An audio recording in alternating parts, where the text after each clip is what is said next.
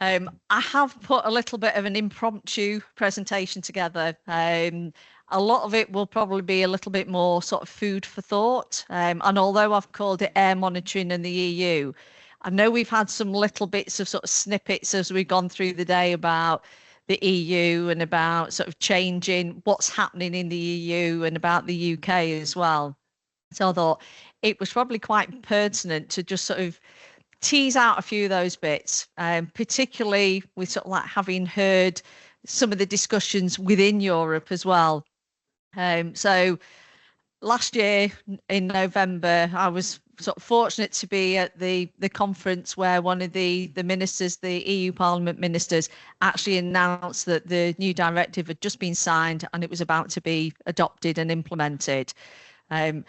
I don't think it came as a surprise to anybody that was there because everybody knew it was coming. They just didn't know what date it was going to be released. Obviously, the UK, if we look back at our current sort of regulations, CAR 2012, we introduced those on the back of the EU directive that had been introduced within Europe going back, 12, 13 years ago now. Part and parcel of that obviously included the requirements about air sampling and using the WHO method for fibre counting, which specifically focused on optical microscopy or phase contrast microscopy. One of the benefits of that, and I know that has been the method that has been around certainly for the last sort of 60 plus years, was about the sort of speed of turnaround of results so that you could almost get something that was almost instantaneous. So it gave the advantage of you could get something quite quickly, and particularly if you were trying to look at what's the risk, is anybody else in that area? It's important to sort of look at what we're actually going to do with the information. And they have always been deemed as being accurate fibre count results as well. So there wasn't an issue with the methodology. I suppose the only downside being that any fibres that were detected were assumed to be asbestos. And I know Alex sort of touched on it a little bit in his presentation that, yes, some of their fibre counts may well have gone over the level that they were looking at, but they may not be asbestos. They may just be respirable fibres. So I suppose that's probably the only downside really to sort of phase contrast microscopy, because it in its sort of basic format, it can't discriminate. So having said the new EU directive that was launched in November last year, I suppose one of the benefits of Brexit is the UK isn't bound by what the EU does any longer. Whether it's a benefit or not is probably another debate altogether. But obviously all the EU countries have to comply. So they're all now obviously sort of like working through how they implement that within their own local regulatory regimes. And I know we've already had sort of comments on the fact that the occupational exposure levels are being reduced by a factor of 10. So we're going from a 0.1 fibre per mil to 0.01, which in the UK is our clearance indicator. The other important thing to sort of bear in mind as well is it's not just about the reduction in the occupational exposure limits. It's also the mandatory requirement to move away from PCM analysis. So there is a lead-in period for all labs to have to comply within Europe, but the use of PCM won't be allowed as we go forward. It will be only electron microscopy, whether it's scanning or transmission electron microscopy. So there has been a huge amount of discussion in lots and lots of sort of different forums, different arenas about what does this actually mean? What are the benefits? Is it something that the UK should adopt? Would it make things any better if we did adopt it? Obviously, Europe have thought long and hard about it and focusing in on the death rate. Something needed to change because the death rates aren't realistically going down. We've had consistently high death rates for decades now. And I know Liz earlier on sort of talked about lots of the people that are coming through now. It is low level exposures that, are obviously contributing to the fact that they're now developing mesothelioma. So perhaps the time is right that we need to start looking at sort of like lowering the levels that we deem as acceptable to expose somebody to. So if we look at the requirement, if we move away from the fact of the actual value itself has been reduced, I think the important bit to sort of really sort of consider is the move away from optical microscopy to electron microscopy. And why has that occurred? What are the benefits? The obvious benefit is you will actually identify whether it's asbestos or not. So I suppose that is useful if somebody's doing air monitoring, you get reading, you want to know, do you need to be concerned about it? Is it asbestos or is it non-asbestos, or have you got a mixture? Sensitivity, I think there's potentially some confusion over that, where there seems to be a belief that if we move to SEM analysis, that automatically gives us better sensitivity than with PCM. That's not necessarily the case. There are lots and lots of different types of electron microscopes. A lot of the general ones will not be any more sensitive than the PCM method if the microscope is set up correctly. TEM does give better sensitivity, but SEM generally doesn't. So I suppose my question really is it any better? Is it better than PCM? Does it warrant actually moving over sort of whole scale to where you cannot use optical microscopy any longer? I, as I say, was present when they announced that everything's been signed. This is now going to be enacted within European countries. There was a lot of discussion around it. And I suppose with lots and lots of things, you get quite used to what it is that you do. What's the norm for you? So we can become quite insular, where we will sort of routinely talk about, and we have had examples on some of the slides about clearance testing, leak testing, personal monitoring, background monitoring, near source, far source monitoring.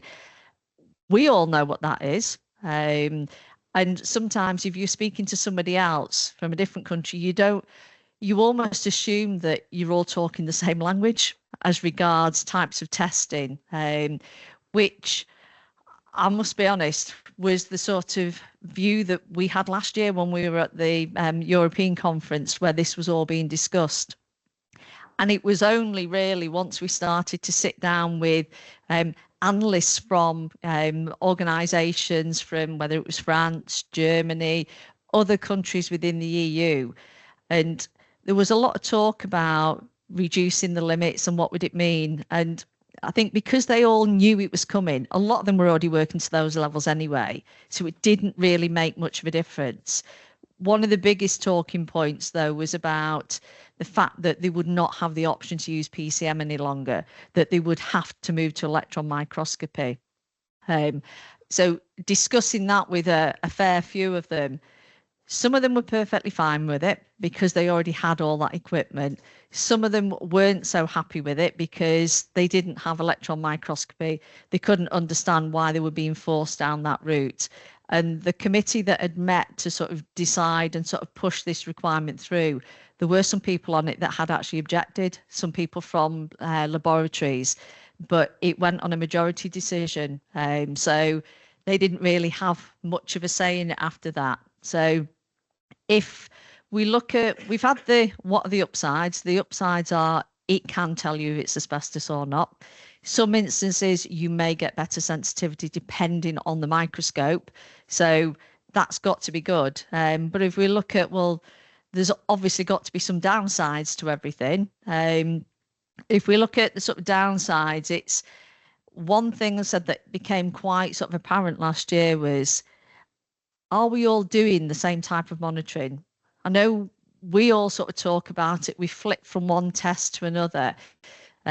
Our initial assumption was all these other countries are going to be doing exactly the same as we do in the UK. There was a lot of talk about clearance testing. And yes, there are some discrepancies as to whether people use brushes or how they actually sort of agitate anything after asbestos removal. But as a general rule of thumb, clearance testing was sort of similar from one country to another. Personal monitoring, yeah, there was the same sort of concept on personal monitoring to look at individual exposures. Background monitoring, we didn't sort of touch on it too much, but because I think there were a lot of references just to static monitoring rather than backgrounds as such. But the interesting point came when we started talking about leak testing, because when we started talking about leak testing with them and saying, well, how long does it take if you're doing clearance testing? You must have a huge delay before you get your results. So it was very much, no, that it's already built in. The contractor's already aware that when somebody comes to do a clearance test, they won't be taking their enclosure down the same day. They will have a delay. Best case is they might be able to take the enclosure down the next day, but in some instances it might take longer than that, depending on geographical location and where the samples have got to go back to. So, but they didn't perceive an issue on that. I mean, our concern was, and I'm sure lots of you will side with me on this, usually the contractor is waiting for you to say, yes, the enclosure's passed, you can take it down, and they want it down there and then, and they want to be off site.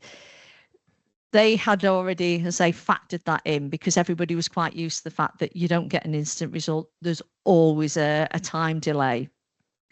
So we started asking, well, what about leak testing? You know, if you do a leak test, you want to know there and then, is anything leaking out of the enclosure? Because you are potentially putting people at risk that are in that vicinity. And I can honestly say they looked at us as if we'd grown an extra head, because it was like, leak testing? What's leak testing?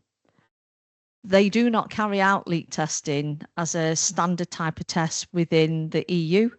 So the fact that they were moving over to an analytical approach, a microscopy approach that wouldn't give them an instant result, in their eyes, had no impact on the sort of testing that they were doing, which it was almost, I suppose, a little bit of a light bulb moment where you think, they have talked about reducing the occupational exposure levels because people are being put at risk.